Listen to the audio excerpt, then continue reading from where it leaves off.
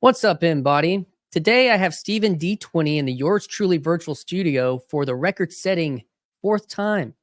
Stephen initially reached out for a Paul Vanderklay-styled randos conversation to share his story of spiritual transformation from rational spirits flavor chemist to mystical Orthodox Christian practitioner and believer. Since then, we have gone on a journey together, walking through his abstracted vision of the reality of God from the quantum mechanic and space-time dynamic to what we will cover today being the reality of the God-man Jesus Christ. I would be lying if I didn't say that Stephen has stretched me to the limits of my comprehension in the areas of physics in previous conversation, which is probably painfully obvious to anyone who is a serious mather out there paying attention. Nevertheless, today we'll begin to dip into the metaphysical waters that are a little more familiar to my intellect. I'll link a playlist to the previous conversations in the description. Today we'll be diving into the mysterious void that the breath of Yahweh hovered over, swimming in the tragic waters of Noah's flood and plunging beneath the sacred pool of blood and water that flowed from the side of Christ, to where we currently find ourselves swimming in the waters of Western civilization, as laid out by Tom Holland's Dominion thesis.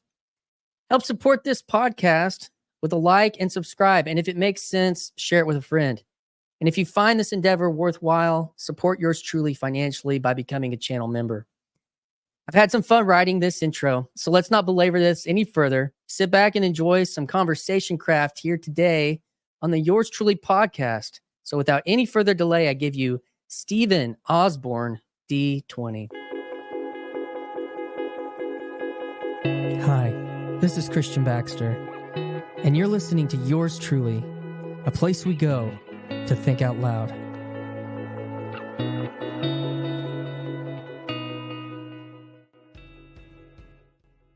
Stephen, what's up, man? Hey, how are you? Thank you for that. You're welcome. I love the way these intros are changing, and today was the first intro where you seem to know a place where I'm going currently in a way that's beyond what I've told you about. So that's a little mysterious. You seem to know what episode 5 is going to be about. There's an old Baptist hymn that says, "I love to tell the story, the same old story." You know, so I mean, it's one story. Yes, it is. Yes, it is. It's as mysterious as it is. It's crazy. It's been. I mean, my journey has been fairly short, but it's been unbelievably rich and unbelievably deep. And we're exploring this one sort of side of it. You know, that's actually in the intro.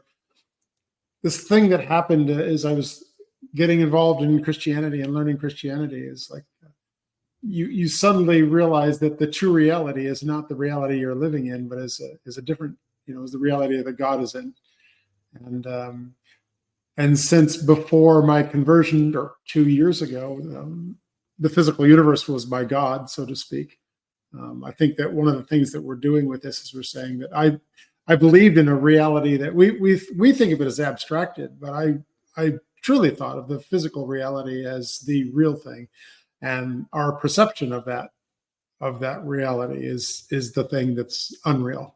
That it's just it's one facet of it. We've been calling it a fractal, a fractal image. We live in these fractal images because we can't comprehend everything at once from our limited capabilities. So yeah, that's the only thing I would say is that I don't see the physics as an abstraction in the same way that I don't see God as an abstraction. I think that we are our fallen state, our limited perception and our lack of ability to comprehend it is the thing that's not real. So we're trying to become more real, right? I mean, that's the whole Christian endeavor is we're heading it. In Orthodoxy, we have this idea that we can achieve theosis, right? So that's probably from a Baptist point of view, it's like a little ambitious, but we, or a Calvinist, but I definitely think, I mean, to my point, kind of my experience has been becoming more truly human. I think is a like how we were made to be. It may be something akin to theosis, as how I think, and it's like staying in that vibration, like trying to find that frequency and right. and And trying to define exactly what is a human, because a Christian point of view is a very different point of view than a materialist point of view. And yeah. that's one of the reasons I'm not giving you like a human side of things. I'm giving you a physical universe side of things, because I don't, for that very reason. That's part of that's been part of your journey. Part of your journey. Yeah. Oh yeah. So like walk us, I mean, if you in your brain, because I can't as well, can you summarize our previous two conversations a little bit? I'm not sure I can summarize them. We've gone quite a ways. We've been defining, we started with simply the physical universe is composed of at least a quantum universe and a thermodynamic universe. The way that they're connected is not known. And which is troubling, because that leads to believe that the reality of the quantum, and certainly the quantum universe, if you will, created the thermodynamic universe. It was there first. So you can think of this in this creational way. We can't know the creator. We can't know the quantum. We can't know its probability outcomes, and we can do math, but we can't know, and we don't know, I think I said in the last one, this idea that we have an idea of what the Big Bang is. We do not. The state that was led to the Big Bang is an unknown quantum state. So, and all I'm saying is that there's a quantum reality for sure. There's a thermodynamic reality that we live in. It appears as though the quantum is probably some sort of uncreated, from our point of view, is an uncreated thing, and the thermodynamic is a created thing. So you can start to see all these connections to a religious point of view. I mean, it was really, really primed for a religious journey. It's just I had never come up on the right stimulus for it, right? I'd never had the right, and we'll talk about that actually today. We'll talk about that, because I'm thinking about that actually as, I'm still new to this. I've only been baptized 6 months, right? And only a year and a half since I first stepped into a church. So I'm still evolving, and we'll catch up to where that is today, I think. So I don't know. So that's sort of the summary. What I'm trying to do is I'm trying to come up with an explanation of the Bible from that point of view of this quantum thermodynamic, this unknowability, us living in a thermodynamic created universe, and in the previous conversations, I think the first conversation we got as far as defining the good. So if people go back to the first conversation, they'll see how we, in a very physicalist way, right, come to a definition of good. This idea of this relationality, and our ability to perceive the universe in a rational way, and to have a relationship with it.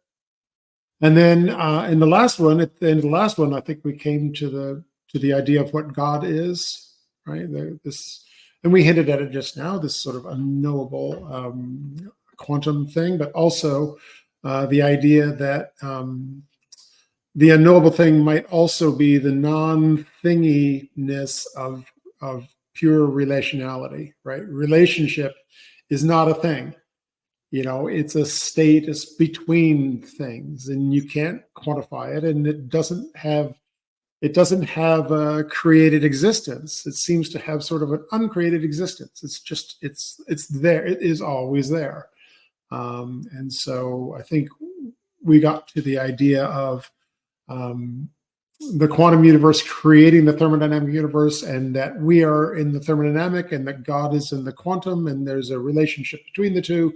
That relationship is an uncreated thing, is an everlasting thing, and that we can participate in it, right? That's the whole point, is that we can participate in it. And God created us specifically, or he created the universe so that we would be able to fully participate in a loving relationship with him, right? That was the objective. I think it seems like that is the objective of God, is that if you want to maximize love, right, then you need to have a lover. And if for this love to be a true thing, the lover has to have free will to choose, has to be able to say yes or no, and seems to have to be a created thing. So some agency, You create a being that has the agency to be able to comprehend. First of all, you can't have love without comprehension, without rationality. We talked about a lot about that last time, about how we have a relational side, we have a rational side, and you can't throw one out for the other. In the modern world we live in, part of what we're reacting to is over rationality and an improper relationality, or an atrophied relationality, and how that we're heading to this religious side, because the religious side, I mean, the word religion is relationality, right? And I'm just saying that it's that, you know, you can join it to a physicalist point of view. So this is where the metaphysical and the physical touch, that kind of is where we're. Yeah, but that's for me, that's the thing. It's that the physical, if it's right, if this is, it seems to be, if this quantum thing is the uncreated thing, that sounds metaphysical, but it's actually the physical, right? I'm sort of rejecting this idea of metaphysics being metaphysics. I think that metaphysics might actually be more the physics, and physics might be the metaphysics of us trying to comprehend it in this fractal way. I think it's backwards. I think the true reality is God's reality, and you God definitely is, yeah. From a certain point of view. Have you followed Eric Weinstein's kind of journey with this and his critique against string theory? Yeah, I have kind of a hard time listening to him for any, which I think a lot of people do. It's like he's always making these leaps, kind of a thing. But it sounds like he is wrestling with. He might be wrestling with that and not even knowing it. Is what I'm saying. That's what that sounds like to me. Maybe like when you say that metaphysics is maybe the truth, like the physical reality, the quantum. I think so. And that quote unquote physics might be metaphorical, right? Like as opposed to the rational reality, hard reality or something like that. So no, physics are experiments to create a model. That's all that's what science is. We're creating a model. We're creating a metaphysics in a way. I think that's probably right. If that's one of, I haven't been watching him that much, so I'm maybe not up to it. I mean, part of it is he's mad at the establishment, and like what you're pointing to is whatever the establishment is to a certain degree. You're kind of the established narrative. I'm sort of defending the establishment, the science establishment too, because I think it's misunderstood. But I think actually, no, okay, I'm onto it now. I know what you're talking about. So I think one of his big arguments is in the last 20 or 30 years that science has sort of lost the track, that they've dipped into scientism. They're trying to say we have the answers to all these things. And I think they're saying that to try to fund their projects, right?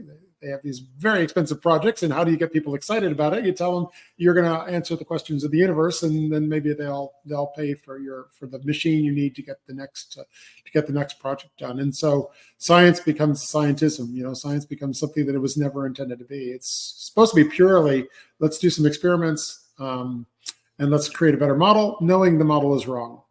Any scientists that say the model they're working on they think is right, they would have to put it in this framework of it's right for my field, but it's not right. It's not reality. No one would say that it's reality, I would hope. So, but it may be, and I think that what he's reacting to is something that I really don't have access to, because I've been making wine and spirits for 30 years now. It's been a long time since I was in the science community. I can kind of go by what my wife does, because she's much more connected to it than I am. She's a biochemist, but she doesn't typically complain about things. she just gets things done. She doesn't worry about this stuff. She's Catholic too, I should say, but non-practicing. I never realized how Catholic she was until I turned Orthodox, and all of a sudden she had all this knowledge. I'm like, how come you never mentioned any of this? She goes, you weren't interested in this. I've been quite surprised. That's interesting. Yeah, she's awesome. Thanks for sharing that. It's kind of I took us off topic a little bit, but no, that's okay. we can kind of try to like work through some of this now in this third session. Yeah, and I think as we do it, we'll maybe fill in some gaps for people that didn't see the first two. But it's hard to go back and cover everything we did in the first two. And this one's going to be big too. So let's go. Yeah. So you say Adam, first human with mental capacity to freely return God's love. Definition of man. Eve, recognition of the rights which free will offers. Yeah. So the idea here is, the Bible says that the world starts with Adam, and science is like, well, no, there was actually stuff before that. And so, well, what's your definition of the world? If your definition of the world is having a relationship with the Creator, because this relationality is the reason for all existence, then why would you start before there was a relationship possibility? So one thing I said in the last one was that, the 6 days of creation, what leads to man is the 13.8 billion years that it takes to get to where you have a human being that can have the wherewithal to have a loving relationship with God, where loving means that you understand it, you understand the right, and you can freely choose, because love can't be non-understanding and can't be not a free choice. And then we remember we did that little thing where we thought, well, it takes 10 billion years to have the supernovas that you need to create the elements that just for our enzymatic systems so that we can exist at all. So you think about 13.8 is a long time to do 6 days, but I mean 10 billion. And I'm sorry about the phone; it's just going to ring unless my wife picks it up. But it's 10 billion years just to get to where we have the materials necessary. So God needs to create a being that can have a relationship that understands Him and that has free will. This is not an easy thing, and the idea that just poof, He's going to create it. I don't, that's not how it appears to be. If you examine the world from a scientific point of view, well, no, it actually. But if you think of it that way, if you think of the beginning of history, the beginning of a meaningful history, like what is the Bible about? Relationship with God. Well, why would not the beginning of the universe appear to be when a man appears that has that interrelationality and that ability to reciprocate love and the free will and whatnot. So there's two things that this brings out for me. Yeah. One is, Jonathan Peugeot, I've mentioned this several times on here, but he talks about when he's done some debating, with like atheists and whatnot, but is that the world we know is, 10,000 years old. What does he mean by the world we know? And that's what you're talking about. The world where we have relationship with consciousness, with God, with some kind of elevated consciousness. And the second, which makes sense to me in the frame that you're talking about, as opposed to like the poof, we existed 10,000 years ago for, that the right things were in place for then us, for the world that we can consciously understand to be, roughly 10, 50,000 years ago, whatever. But, and the second thing is that I'm ashamed to say I just recently watched Stanley Kubrick's 2001: A Space Odyssey for the first time recently, which, have you ever watched that movie? Yep. Long time ago, but yep. So I don't know what's called, the obelisk, or like comes down to the apes and they receive consciousness. And then in 2001, it comes back, and that's when artificial intelligence is reinserted into reality through the same process. And it is pointing to something like what you're talking about. That even in that seculum of how did consciousness come, the way that he is conceptualizing it is that creation came to a point to where consciousness was given to us at a certain time, and that then we were able to progress as a species. He doesn't, obviously go into a relationality with that. It's more, like the problem I have with the consciousness thing is that we don't really know what it is. If we had a better idea, and maybe John Vervaeke has a better idea, but I don't think he does. I think he talks about how consciousness is kind of this unknown thing, and he would probably go along my track of relationality. I mean, I don't think there's much I'm saying that Peugeot or Vervaeke would have a lot of problem with.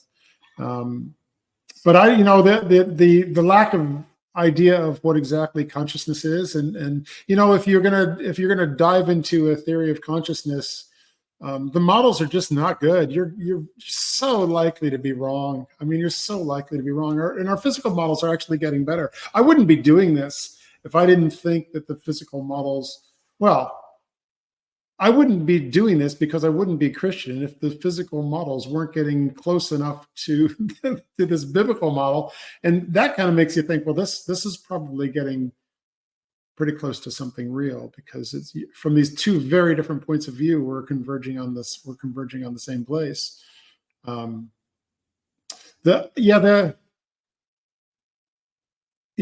would have a hard time doing the consciousness thing, simply because that lack of definition. I think we're much more defined in the physical realm with the quantum and the no, even though that's it's sciencey and it sounds funny, but I don't think it's Right. You're but talking so a very basic person here. Yeah, no, but that's good. In my winery all the time, people come in and I do. We're very different kind of a winery.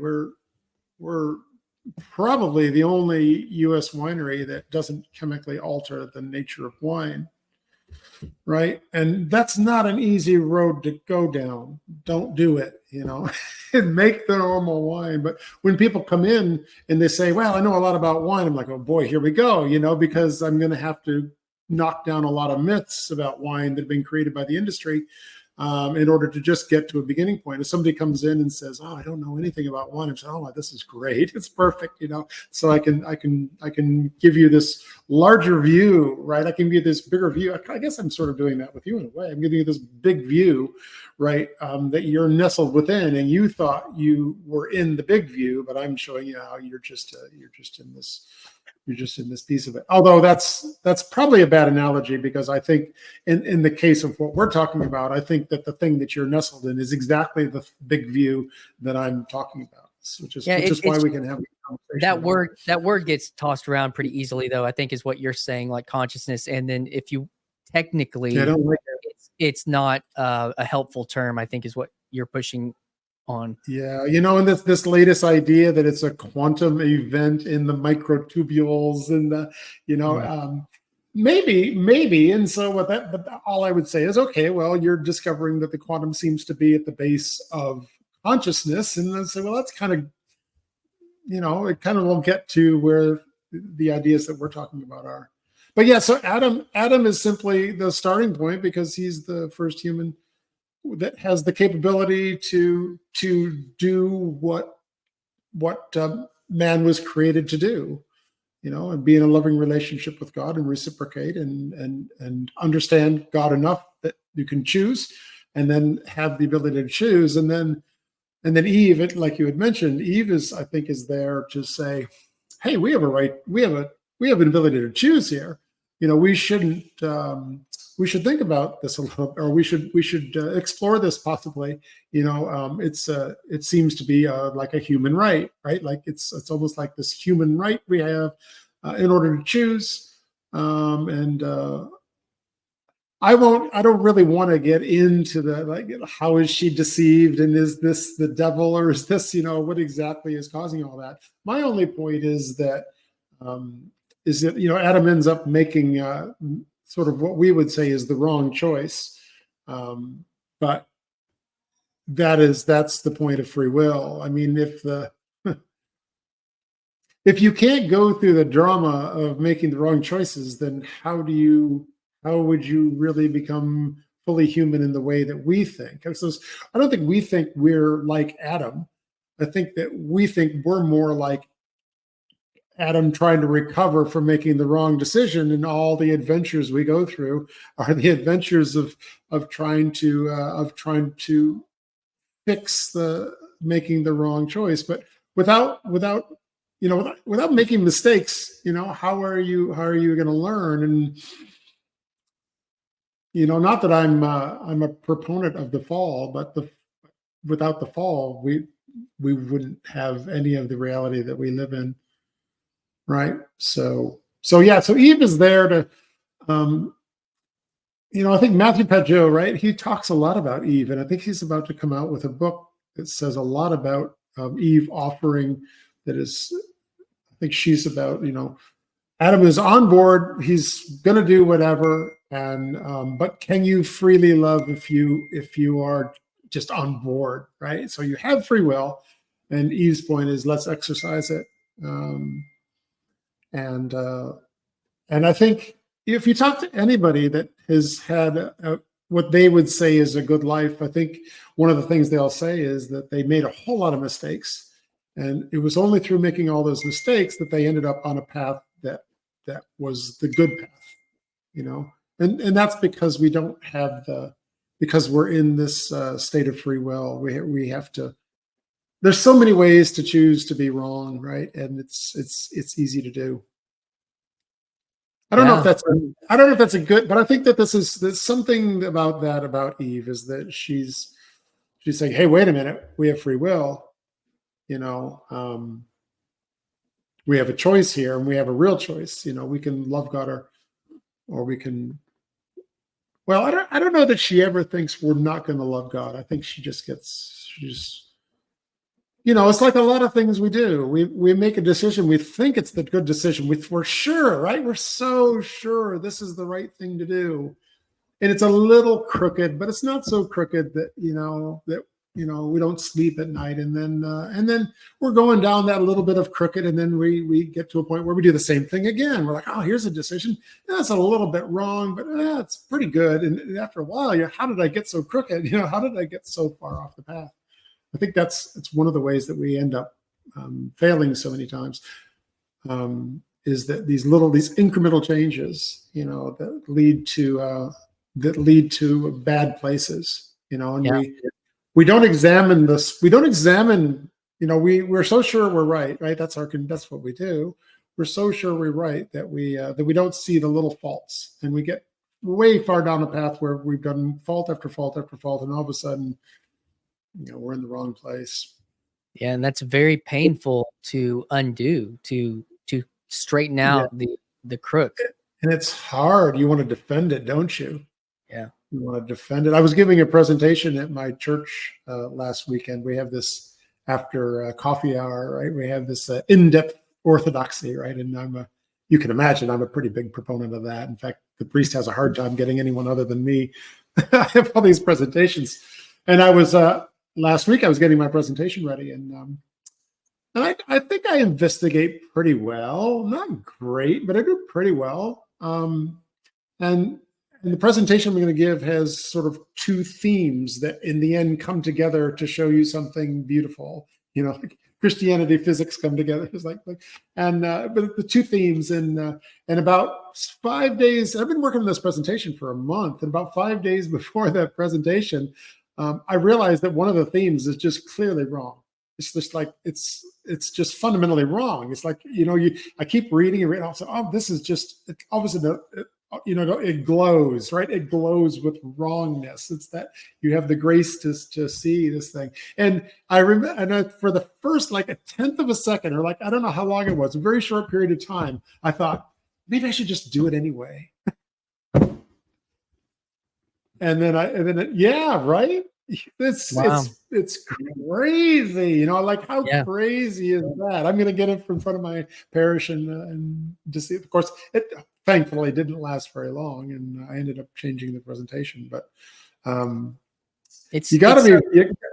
I appreciate you hearing that.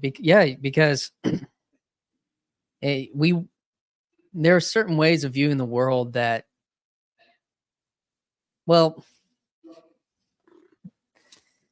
that doesn't want to look so deeply at what you could call that sin. Does not want to look so deeply at that. Someone could look at that and be like, I mean, what are you talking about? Or maybe some people would see that as a huge injustice. But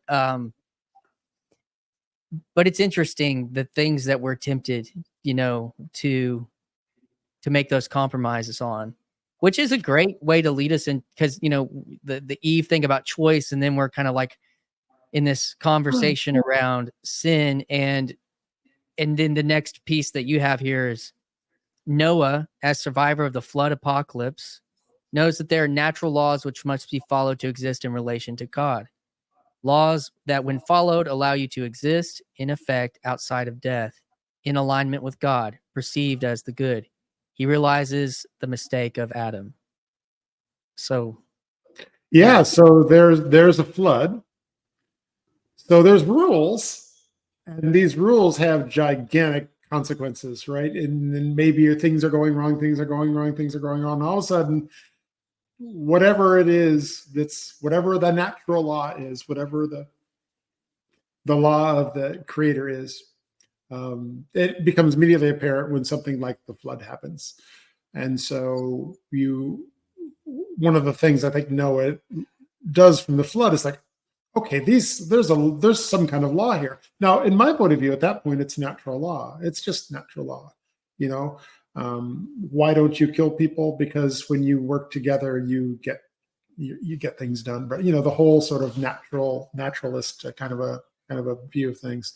But I think that really Noah has natural law up to then. I don't know that there's a lot of there's a lot of sort of law coming down from God. It's sort of and that's why things get so bad, because it's just the natural law, and then we just keep making the wrong choices, and it gets so bad. So flood happens, and Noah says, okay. So he survives the flood, right? So how is it that you live in a world with these natural laws that can kill you? And the point is that you have to live within these laws. You have to mind the laws in order to live, right? So this is a pretty basic thing, right?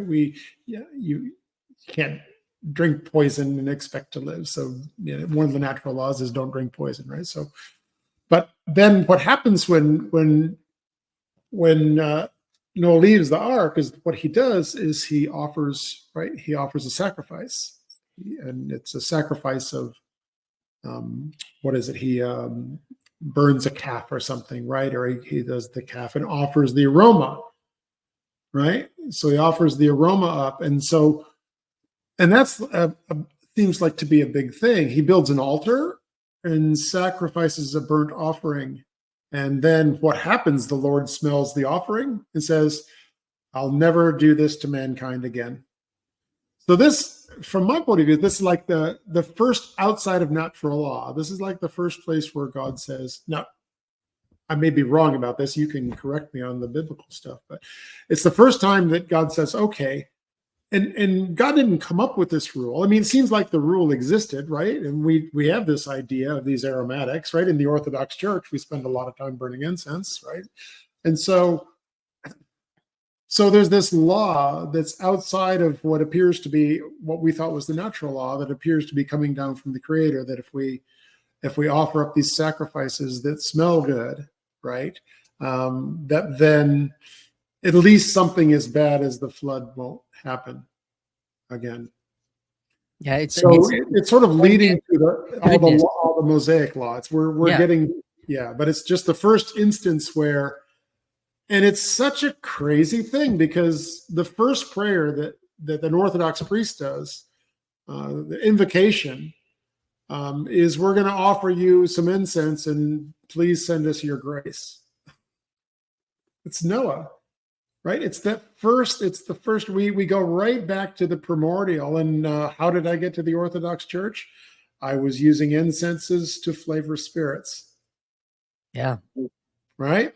I love that frame because then talking about natural law, I haven't spent a lot of time thinking about this. I probably learned about it on some level. I wasn't paying attention, but the idea, pre-Mosaic law, which is where we're headed, but we kind of, we start out with this being in tune to the Creator, and that over time we weren't able to maintain that tune, and so now we're so detuned where it's like static, noise in society, and that's what.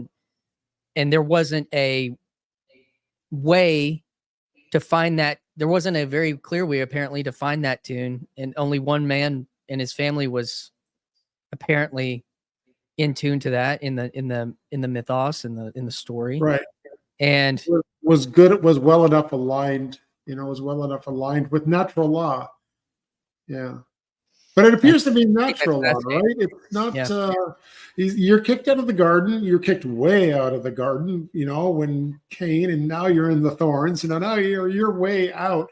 And I don't know that there was a lot of, there were natural laws that had to be obeyed. If you kill somebody, they die, and your life is probably worse because you don't have someone to help you. And what are these natural laws?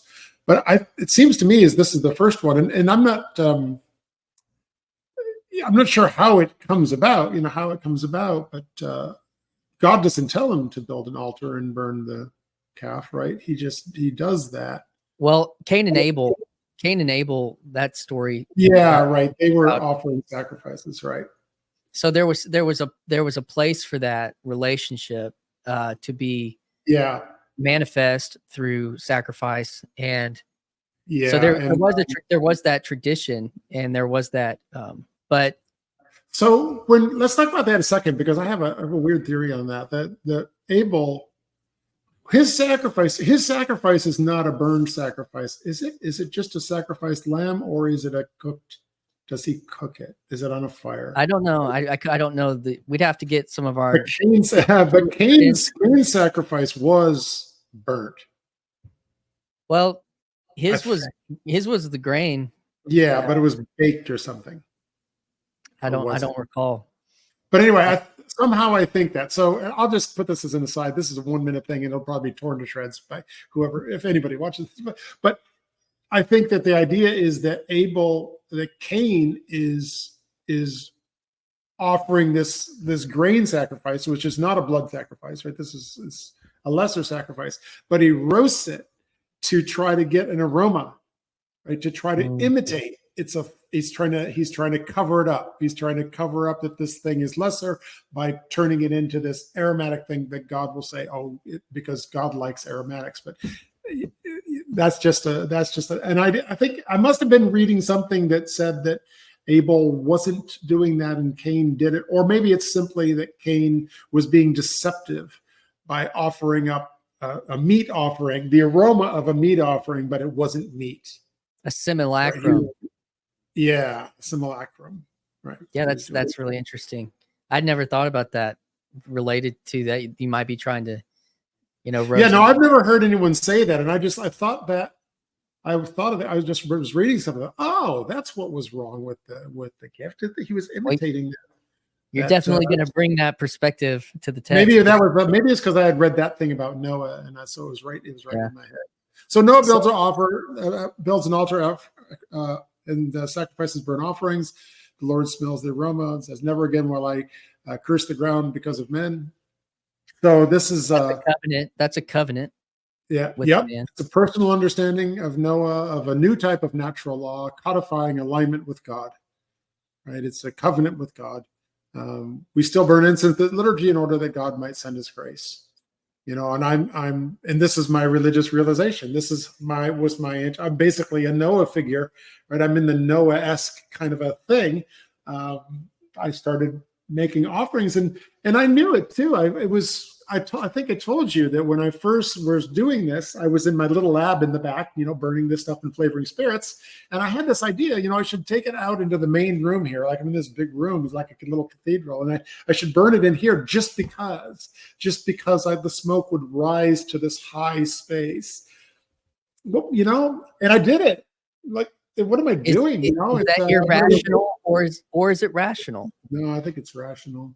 Yeah, that's what I'm saying. Yeah. Yeah, I know. I think that was the first one I thought. And then, I started doing it. I was winning awards. Nobody knew what I was talking about. I Googled who takes incense seriously. Nobody seems to know what I'm talking about. It says Orthodox Church. So here I am. But I think that's like the next major development, towards alignment with God it's not that Noah doesn't have a relationship with God, right? He doesn't have the interrelationality that perhaps Adam has, or that Adam has before the fall. But it's the first place where he's like, okay, I need to do more than just the basics. I need to do, there's more that I can do to align here. And Well, I mean, so let's build an altar coming off of and put it into an offering. he's coming off of an existential, cataclysm that that's pointing at, that in the story he received a type of revelation that accounted for his salvation. So I mean, but I think there are the pieces of that where even still, I mean, who knows what's going, when he goes and he actually gets drunk after all of that. And there's great conversations, probably way better than I'm going to be able to extrapolate here in Spaces in this corner, people that do biblical studies and stuff online. But you just see you see that we can't, even with the best example, we were going to still limp along, on our own. I think that's the point there. One big step forward and then a step back. We slowly, our alignment story begins to grow. So, but it was funny when I was reading about that. I thought, oh my gosh, this is exactly what happened to me. Is all of a sudden I was sacrificing beautiful aromatics, for some reason that it would lead to something good. And this was not a natural law thing for me to burn incense and watch the incense rise. Right? It was just like, and I don't think it was an arty thing, and I didn't feel like I was in some sort of, I wasn't trying to create an art exhibit. Right? It was something more than that. Something about drawing your attention to the higher places, and offering your attention, sacrificing your attention to the higher places. That's very Pageauian in symbolism that he kind of points to. So how do we get from now, you have the Noatic story and which would be interesting if our friend Hezzy's watching. He's an Orthodox Jew, if part of what's called the Noahide movement. I think he'd be really interested to hear your resonance and your connection to. I've only listened to little bits of him. So I wouldn't really know.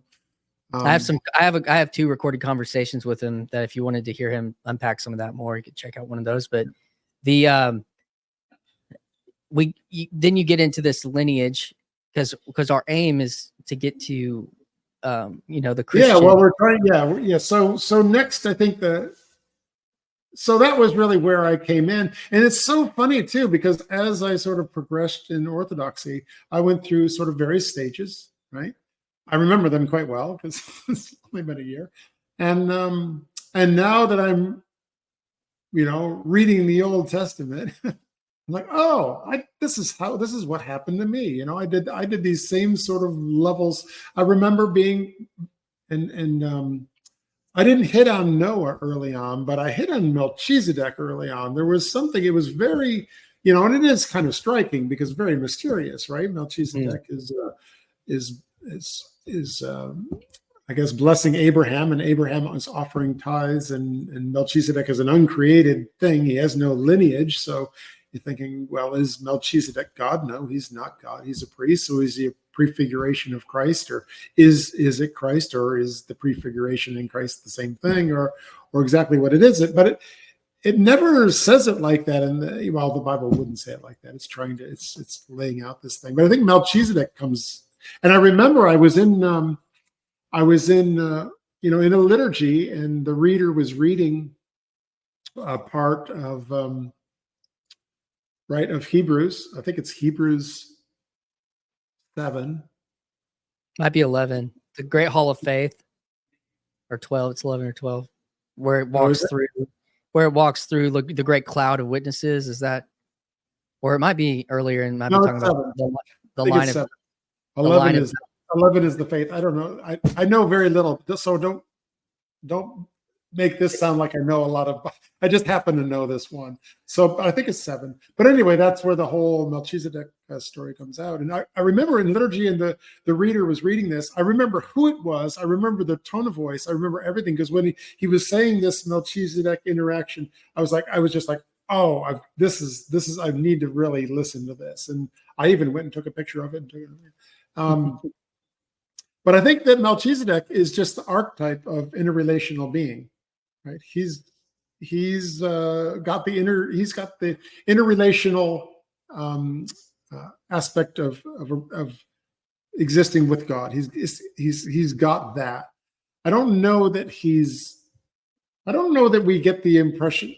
It would almost have to be a loving relationship, but I don't. It's very mysterious. But I think it is the first where there's like this true interrelationship, right? Where it's not just a slow alignment like Noah has initiated, and then years and years and years to get better and better alignments. And then all of a sudden you have Melchizedek, who obviously has gone beyond that kind of alignment.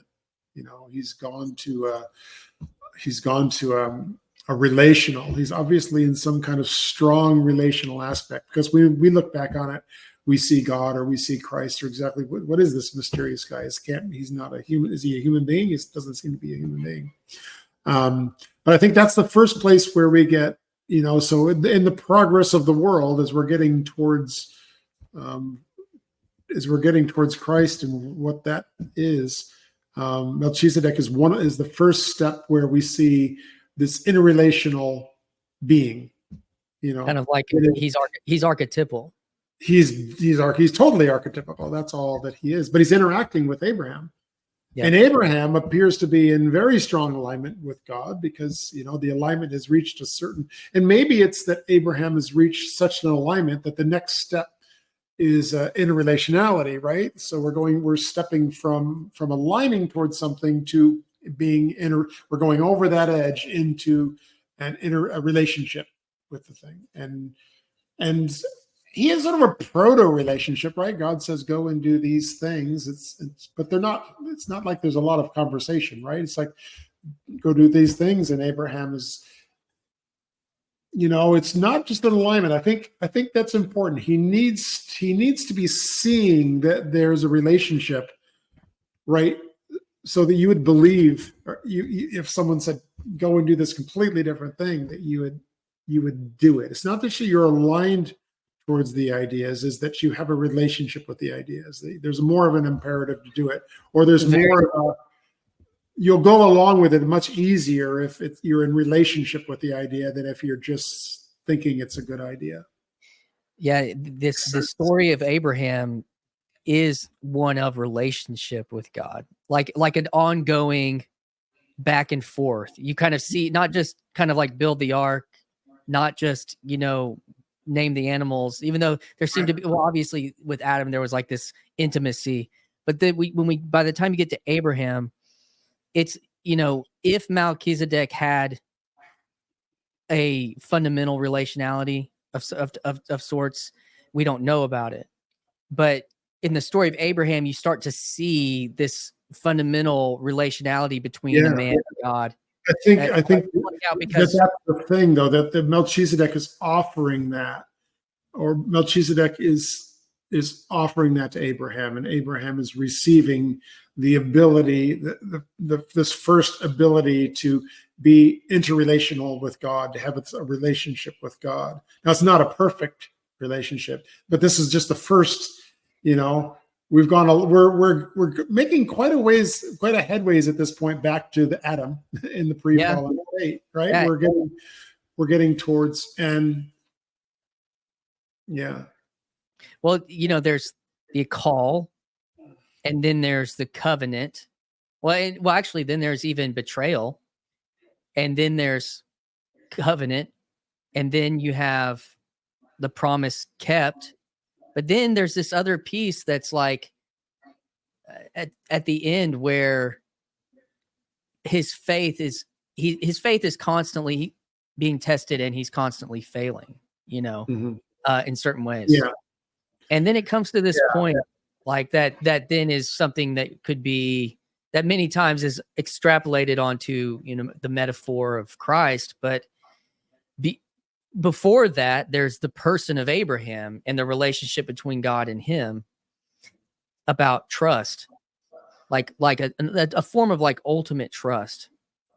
That it's love, right? I mean, it's to have that level of trust is this interrelationality that we sort of, if it's good, if we think that it's good, and we've been through that, that it's a loving, it's a loving thing. He's developing a love of God, right? I guess you could say. Yeah.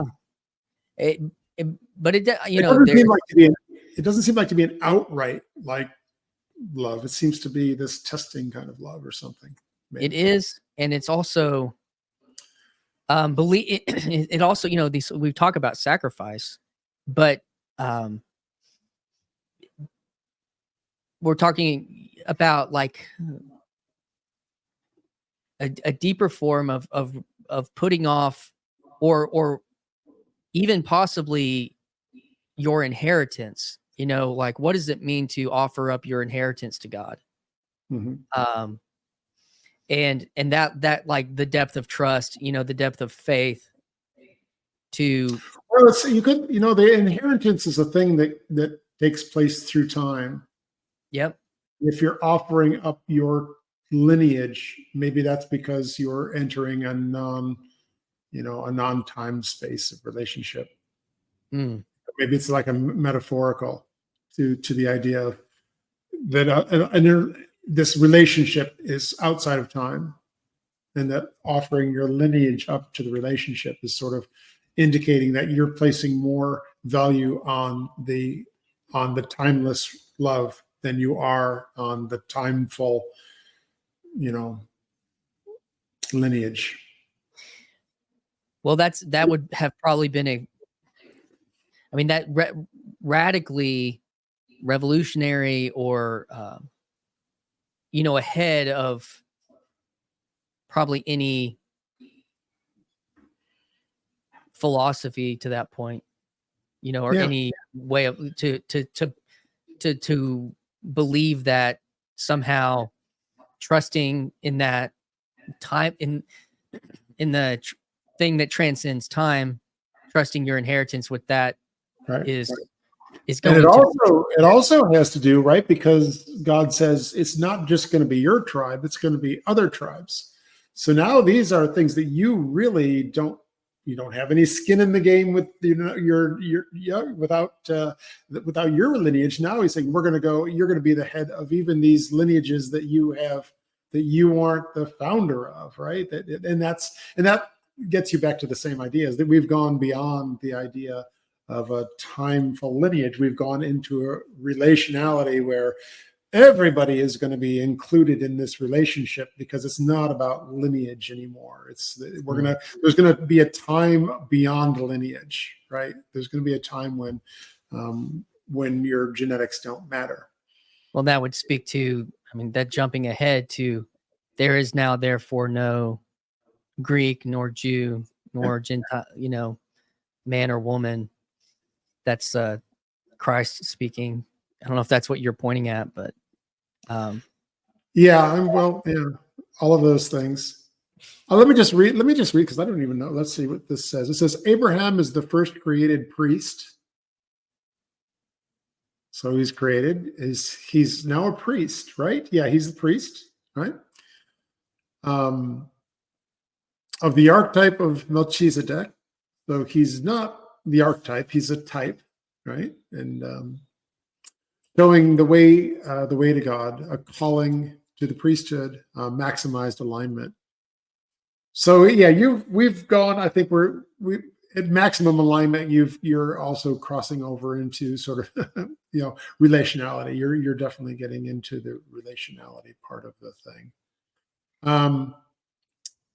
Maybe there's something that can be said. We've not been talking about the physics part so much, and I don't know that we need to. But maybe the alignment is more of a thermodynamic timeline lineage, and the interrelation is more of a quantum non-timeline. Everything is included in the quantum, right? That would be the stars, the sand, and the star. More your descendants will be more than the stars and the sand and everything. That is the extrapolation beyond comprehension. Yeah. So, we've got kind of two more pieces. I want us to try to cover. Let's do them real quick and then see where else we want to go. Yeah. So Moses, let me just read. I'll just Moses. So we're getting now to where I almost don't know anything, right? So it's just so you know. So Moses is the first to realize and demonstrate the law of God. Right? So Moses, the burning bush, takes the sandals off of the fallen state. So you can have these back. I don't need them. I need to be in this much more relational state. We're pretty much back to the Adam, right? At this point with Moses at the burning bush. Now he's going to fall again. He's going to put the sandals on and go back down, but he's going to take with him the law, right? The proto law that was given to Moses or to Noah. Now it's going to be written out. Right now it's going to be effectively codified.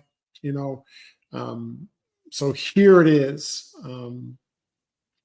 and so it's a beginning to the interrelational from the alignment side. So we kind of said Abraham had already crossed that point, and I think that that's probably true because I think there's a good strong argument to be that at this point Moses is highly interrelational, right? But only at certain points, right? He has to go up the mountain and people can't follow him. It's only in this very prescribed, very legalistic kind of a thing where, you. But we're going from almost like a 1-to-1 with the patriarchs to a 1-to-many with Israel when it gets to the codification. Right. Yeah. Yeah, he's bringing it down for the people, for this much larger group. Yeah, which then that changes the relationship from to God with a man to God with a people. Yeah, but it also shows the limitations of the law in that very few are actually going to be saved. Because it just doesn't work very well. That following laws just doesn't. It's not a very good way of teaching people how to behave. It teaches them what not to do when they're caught, or when they think they're going to be caught. Or it's not an effective way of doing relationship, right? If you're a father and all you ever do is tell your child laws. Right. And you don't have the interrelational, you don't have to go up the mountain, take your sandals off and have a moment. Right. If you don't do that and all you have are these rules, it may work occasionally. And for a certain type of child's personality, you may be able to get away with, but I think with most people, and this would be the evidence of what Moses saw, is that most people will just, they'll do whatever they want because it's not a relationship. You don't have the relationship is the thing that you need to be timeless. And if it's existing in time, then you can, and you have free will. It's going to be very hard, right? Isn't that, I think I'm getting towards, maybe if Hezzy's watching this, he'd probably be having a cow by now, right? Or a bull, right? A bull, but at least at this point with Moses, you have this. Oh, we're back to the Adam state for moments, for a couple of moments, important moments. Really almost not quite, because Moses has to hide his face, or God has to hide Moses actually. So even still, but much closer. I don't think you need to. I mean, the physical act of seeing, you don't need to be seeing to fully love. I mean, what if you're blind? Right? What if I bring this up all the time? In Orthodoxy, you can imagine. I'm doing this stuff, and people are saying, "Oh yeah, we do this, and this, but what if you're blind? I mean, is there? and then they're looking at me like, oh, I hadn't thought of, what if they're blind? How are they going to experience these things? It's like, well, yeah, we never talk about how you have to be able to see to be Orthodox. It's like, so I think it's a really important lesson, this idea that he can't see God. It's like, yeah, what about the blind? They can't see. They're seeing it's not the physical act of seeing. There's some other way of seeing, and I think, this is God saying, no, you dummy. This is a relationship. This is not a physical act. We're not going to wait for the photon to emerge from my being and impact the retina on your eye. Like, that's a thermodynamic event. We're trying to get towards. We're trying to be rods and the cones, on and off switches. What's that? Yeah. What's that? I'm sorry, I didn't hear what you said. I said the rods and the cones, the on and off switches. Yeah. I'm being kind of facetious there, but I think it's a good point. It's a good point. So it's not about seeing him; it's about understanding, and understanding and loving is not a sight. Although maybe it's a metaphor for seeing, but whatever. There's an old cartoon I watched growing up, and it's called Thundercats in the 80s. Yeah, and he would. The main lead had this magical sword, and he would say, "Sword of omens, give me sight beyond sight." Yeah. And and it also reminds me of whatever the faith bone that we have, or the faith nerve that we have, that is something else. How do we get from Moses to David? Well, I think David is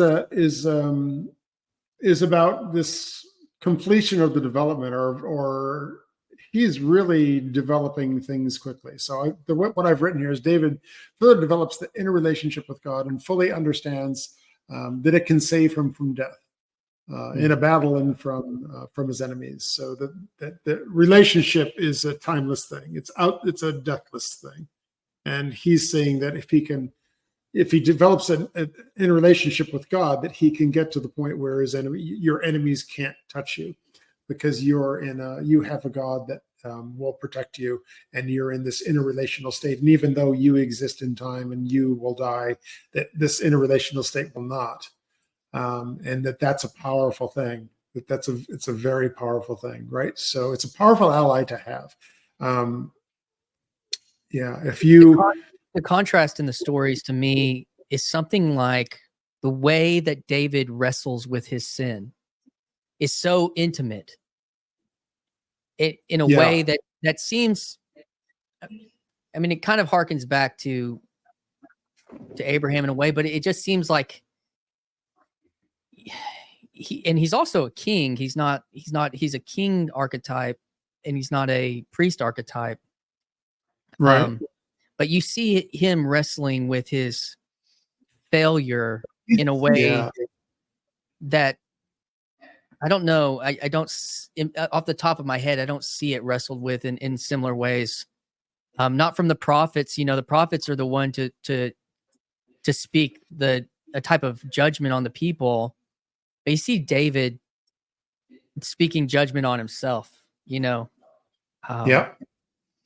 So spending a lot of time running from his enemies, and getting himself in trouble and having to run and invoke this relationship to save him. So he's really he's desperate quite a bit, and he prays. And that's one thing I say is, like, he's sort of praying in desperation. If you're about to be killed by your enemy, everybody's prays. It's like, but he prays in just a different way. He just has this very, very different ways. Obviously, he's not just praying to save himself. He is, but he's praying to something he believes is there in relationship with him. He knows, right? He believes fully that this relationship that he has with God is a real thing. It's as real as the enemy that's chasing him, and he has to believe that the way to avoid death is to increase your interrelationality with the thing that can't die. Right, with your creator that's invincible. And it's not, he doesn't just deal with pray. He's not just doing the atheist in foxhole when Saul's after him. He's also dealing with the death of his soul when he transgresses. And I liked how you said the only thing that can save is to increase your relationality with the what how did you just put that? With the uncreated, or with the timeless, or with the I may have just said with God. But and he is the, I guess. Isn't he also a priest as well, though? Is he not? He's not. I know he's a king, but isn't he also end? Does he end as a sort of a priestly? He's in the priestly line, right? He's in the right? The line of the priestly line would be the Levites. I don't know. Right. He's in it. So that's the priestly. That's the priestly line. The king. He when we talk, he is Christ. Jesus is in the line of David, and he. Well, Jesus is the ultimate king priest, right? Prophet, he priest, is the archetype king priest. Yeah, the David is you could almost say that is that David has achieved, is a precursor, obviously a precursor to Christ, and he's not very good at it, right? This is sort of hearkening back to Noah getting drunk. He's getting himself in trouble, he's sinning, but he's progressed a long way from Noah, right? He's got in a relationship with God, and he's kind of seeing how it works, I suppose. Is that what he's doing? He's kind of seeing, but it's not that. He knows it's going to work, right? Somehow. Anyway. He repents. He does it more than once, because you have his friend Nathan that he betrays. He betrays Uriah and kills him. Yeah. Certain, prophecy. And so he's dealing with that relational aspect of confession and contrition in a very personal way. And we see that in the Psalms and in his story. So how do we now, and we've already hit on it, but how do we get to Christ? Yeah, well, I think that for me, the next step on this would be Mary, right? Would be Theotokos. So Mary is, from my point of view, she's the first human being that follows the law, but that also perfects the interrelational, right? The loving aspect. I'm going to sacrifice myself fully for God. It seems to me she's the first one that perfects it, right? So, it's definitely a redemptive. She's allowed into the temple, right? I mean, she's allowed into a place. Well, she is the temple. Right? Yes, but when she's learning at the temple between 10 and 14, right? When she goes in Zechariah, right? She goes to the temple, and Zechariah brings her into the temple, and she's able to enter the Holy of Holies. That's what it is. That's what Gregory Palamas says. Now, I don't know that Palamas is something that you guys go to. So he's post-schism on the Orthodox side. But Palamas says very directly that she's allowed to be in the Holy of Holies, and no one could be there and live, but she's in there learning, right? So she's something about her has been perfected, and we think of her as in Orthodoxy. I don't know, but we think about her as a perfected. So she follows the law fully and completely, and her relationship with God is completely sacrificial. She's willing to sacrifice her being. Yeah, she's willing to, whatever you need, I'm your servant. So I think that's where that's a long step, but David is sort of like the precursor to that. He doesn't have either of those quite right, but if he's been killing, and his relationship with God is pretty good, but it's not quite to the point of complete sacrifice. So he's getting there. But I think Mary is in the line of Levi, right? So she's in that priestly line. So she's sort of like this. I think of her as or Orthodoxy would think of her as as the perfected of both law and the inner relationship with God at the same time. Well, And so the interesting I don't thing, know if we're going to places where you're kind of thinking, oh, this is not, I've never heard this before. yeah, no, but I mean, I'm enough. I have enough contrast, know the contrast enough to understand the, some of it, and even just being in this space, I've had probably almost a dozen conversations with Orthodox people on this podcast, Yeah. and so, the piece about is this redemptive, the redemptive of the feminine too, because Mhm. and I think for me as a Protestant that is actually the most necessary, like the what the Protestants would call Mariology or whatever, the study of Mary. Their concern is about idolatry, Mhm. like a disproportional placement of worship or attention towards, I guess. But I think that in that, what's been unhelpful is just a radical, an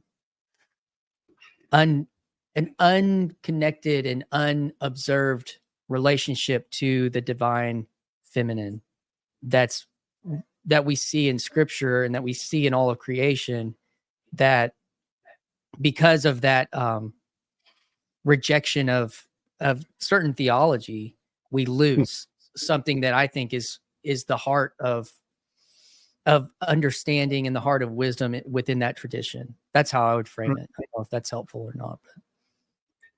She's at the moment that Gabriel comes and says, here's what God wishes you to do, and which she says, well, of course, I'm his servant. She's weaving a shawl or a from a thread, and as she's weaving, she's been reading Isaiah.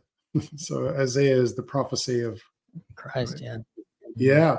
So she's in effect, she's weaving together the old and the new, the Old Testament and the New Testament. She's the ultimate. Well, she and Christ are the transitional figures and together. And and she offers, but without her, she's not sinless, right? But she's perfected, right? And which is why God chooses her. And what I would say is that this is important for our little physics lesson, because she's the first one that really has achieved, right, this the perfect conduit between the thermodynamic and the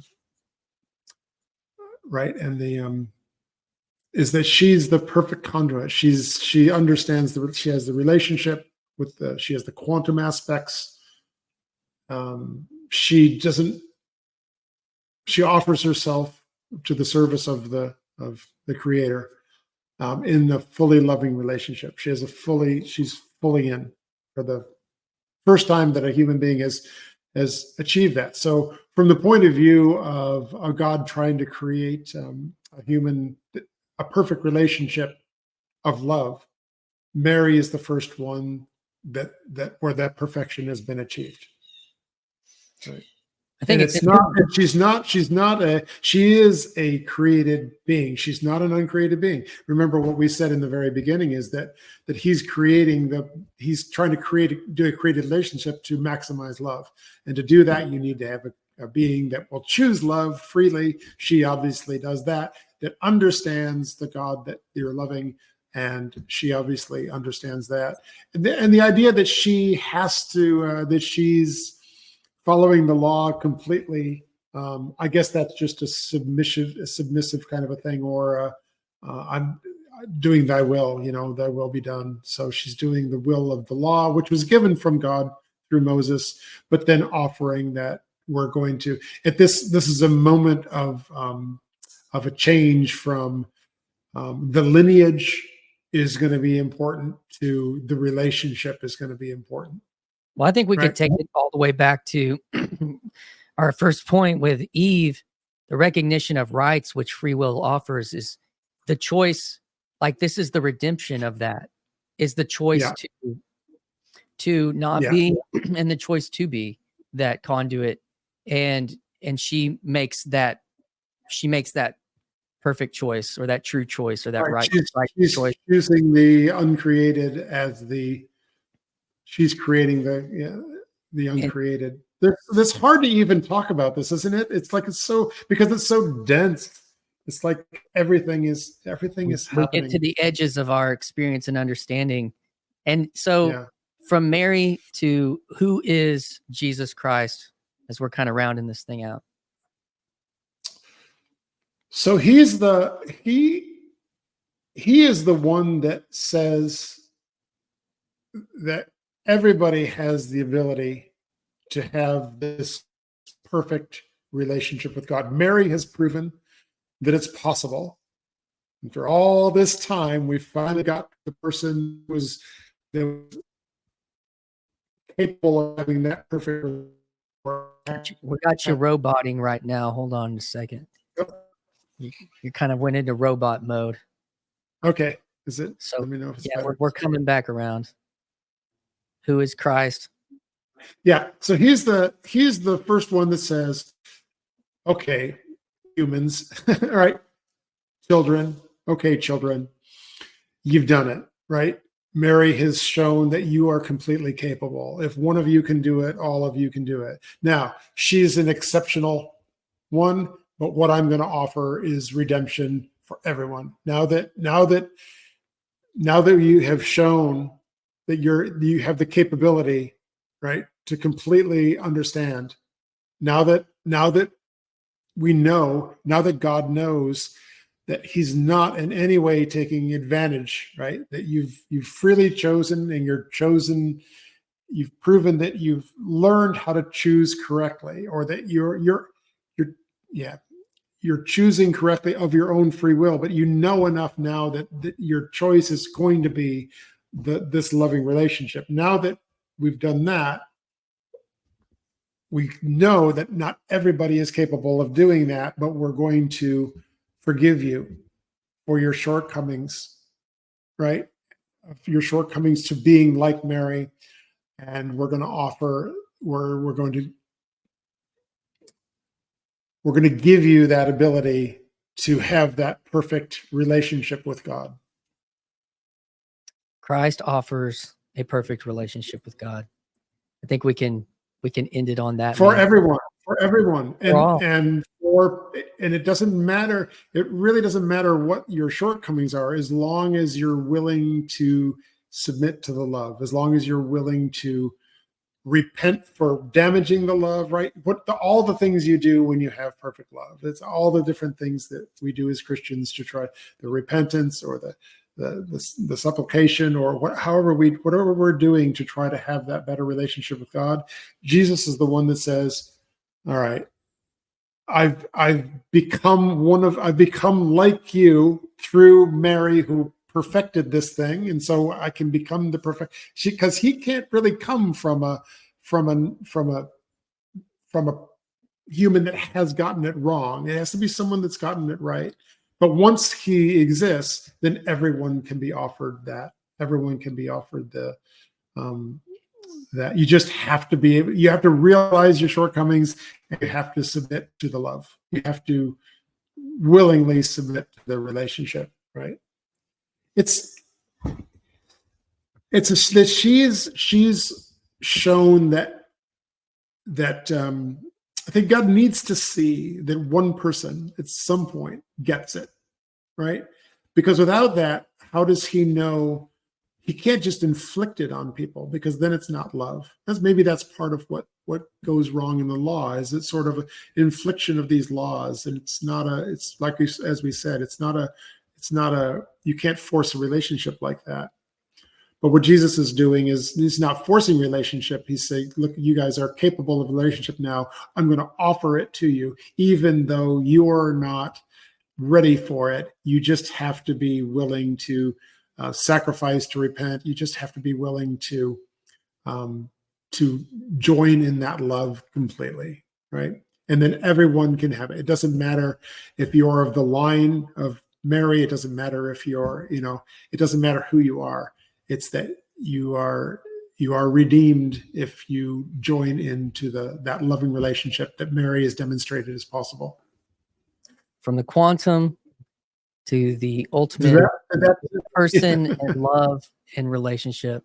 Stephen, man, thanks for walking us through this, and we'll make a playlist of all of them. And it was a fun experiment doing this with you, man, or first of its kind. So I appreciate you pursuing. Well, I thank you for it. That was a lot of fun. As I said in the very beginning, this is I'm not really sure why I'm doing this. I never really knew if this is a really good idea to do it, but I think it was a good idea, mostly because of the way that you've treated me through it. I really appreciate it, and the opportunity that you've given me to say these things. There's some reason that I feel compelled to say it, and it's not because really I want to. It's something else. So here we have it.